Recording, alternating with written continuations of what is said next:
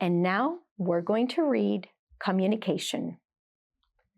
A Lovescaper communicates, says Miss Ama. How can I communicate? Asks Lorenzo. Learn from Flor. She knows how to communicate, replies Miss Ama. One day, Flor heard two students arguing loudly in the hallway. She quickly stepped in, separating them before things got worse.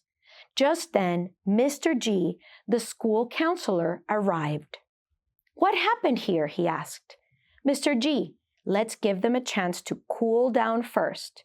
I'll bring them to the restoring circle afterward, Flor suggested.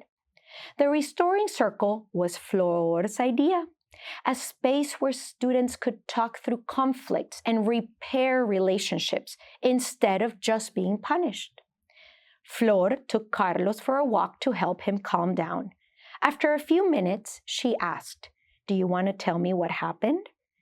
"Alex insulted me," Carlos said. "He called people from my country dumb." "I understand why you got upset, but hitting him won't solve anything," Flor said gently. Once Carlos was calmer, they joined Alex and Mr. G in the circle. "Let's remember our agreements," Mr. G said. "We speak from the heart, listen without judgment, use I statements, and take turns." Carlos began. "I felt angry when you insulted my country, Alex."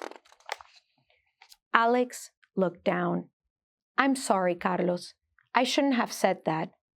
Flor spoke up. "It's good to take responsibility for your words, Alex.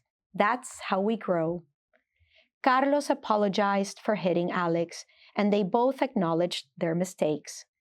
"I need you to stop making hurtful jokes," Carlos said.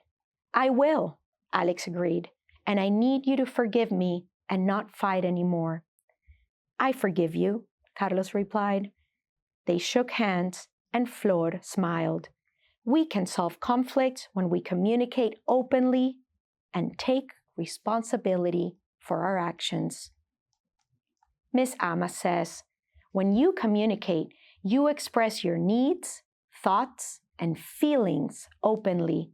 When you communicate, you ask before making an assumption.